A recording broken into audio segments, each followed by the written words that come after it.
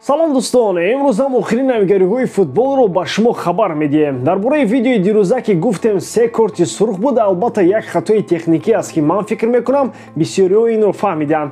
Аз як ҷиҳат ман хурсандам ки аудиторияи ин канал барои пешравии кор кӯмак мекунанд. Мо дар оянда барои роҳ наҳодан ба чунин хатои кӯчак роҳ намедиҳем. Аз шумо фақат хоҳиш дорем ба канал обуна шуда ба зангула зер кунед. Агар видеои мо нохост аз пешатон баромад ва тамошо кардед, гузашта наравед. Акун дар ягон ҷо баъз рушнед мо бошад сар мекунем. Дӯстон, сарпарасти видеои мо ширкати 1x мебошад. Дар он ҷо регистратсияи осон, пур кардани маблағ аз томи гӯшаву канори дунё, вале аз ҳам муҳим бонус то $100 дар аввалин пардохт бо промокоди AMG 0777. Ссилкаи бозӣ дар комментария. Ба ҳама муваффақият.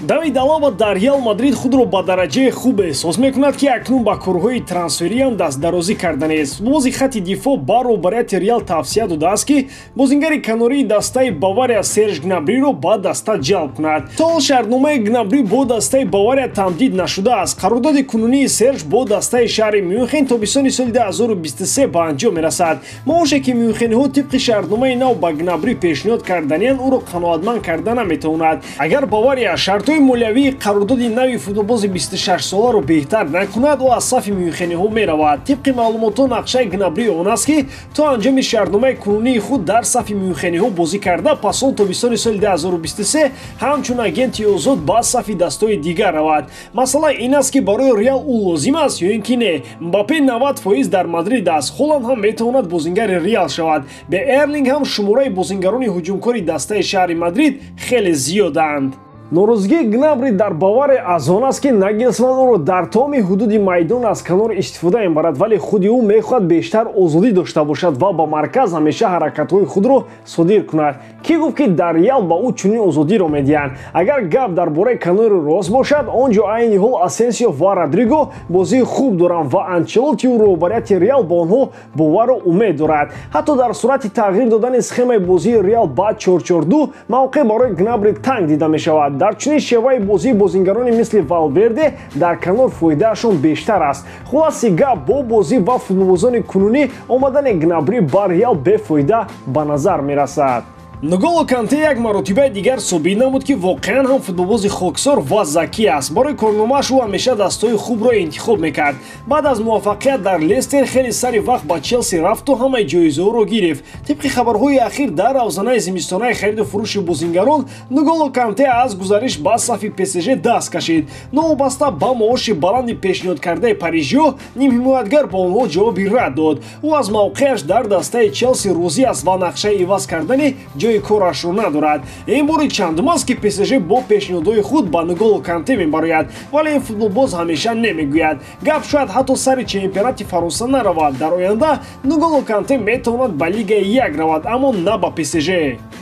гуфта мешавад ки ба Канте умуман фазои пур аз ситораҳои ПСЖ, бозии онҳо ва тактикаи интихоб кардаи сармураббӣ маъқул нест. Футболбозе мисли Канте дар чунин фазо аз нуқтаи назари хислатҳои инсониям қарор дошта наметавонад. гӯё ки дар байни тӯдаи сагон як гурбаро мепартоянд. ӯ аз ҳамаи ҷиҳатҳои худ аз дилхо бозингари ПСЖ фарқкунанда аст. нақшаи парижиҳо маълум аст. Неймар, Месси ва Мбаппе дар прессинг нестанду Канте ба ҷои ҳар се онҳо бояд меҳнат мекард. ва ПСЖ ин футболбоз дар кор аст ва бо боварӣ метавон гуфт ки тобистони дар пешбуда парижиҳо боз барои харидани ӯ ба бозори футболбозон мераванд.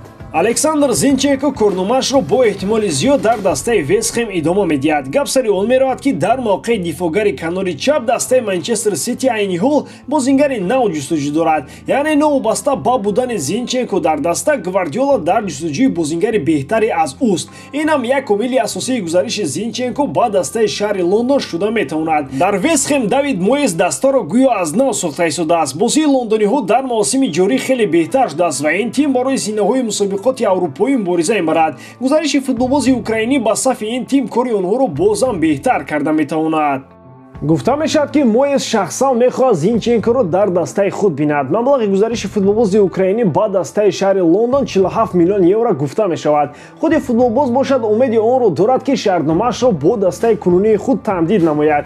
ӯ ҳамеша дар мусоҳибааш ишора мекунад ки мақсади бозӣ ба муддати солҳои тӯлонӣ дар дастаи шаҳри Манчестерро дорад, вале маълум аст ки ҳамаи маҳоратҳои ӯ ба Пеп Гвардиола басанда нестанд. мутахассисон ишора мекунанд ки бораи Зинченко трансфераш ба дастаи миёнаи Премер-лигаи Англия ба нафи кор мешавад. дар Сити ӯ вақти ками бозӣ дорад, вале дар дастаҳои ба монанди Вестхэм ӯ корномаашро метавонад такон диҳад.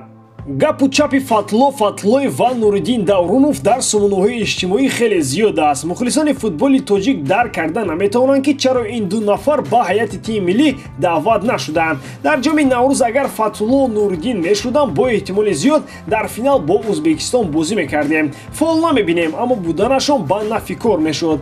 хати нимҳимояи такягоҳӣ ва канори майдон дар хати ҳуҷум гӯё Фатло ва Нуриддинро интизоранд. сухан аз даҳони Луқмон хуш аст. дар ин бора мо бо Фатло суҳбате кардем. аз оғози гап дар бораи тими миллӣ Фатло оҳи сар кашид. маълум аст ки аз ин мавзӯъ безор шудааст. безориаш на танҳо аз мавзӯъ, ҳамчунин аз даъват нашудан ба тими миллӣ баръало эҳсос мешуд.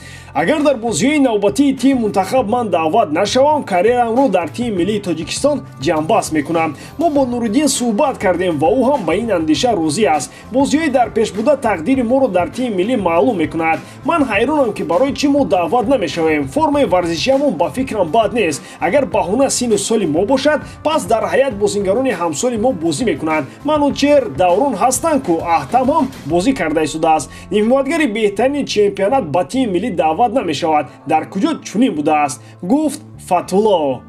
чунин буданд шакли фишурдаи суханҳои Фатулло. бовар дорем ки агар бо Нуриддин ҳам атрофи ин мавзӯъ суҳбат кунем, пас ҳамаи гапҳои Фатуллоро тасдиқ мекунад. бараввало эҳсос мешавад ки ин ду футболбоз ба тими мунтахаб лозиманд. хай Усмон Тошев ку бачаҳои одобашон нағзро меҷуст ва шояд одоби Фатло Нуриддин писанди ӯ нашуд. шогирд бо менталитети аврупоӣ ва дарки он ки беҳтаринҳо бояд дар ҳайат бошанд, чаро ин дуро даъват намекунад. чунин ҳолат бори дигар хоҳ нохоҳ назарияи рӯйхати тайёри бозингаронро ба ҳақиқат наздик мекунад. шумо дар ин бора чӣ мегӯед дӯстон? ҳатман фикрҳои худро дар комментария нависед.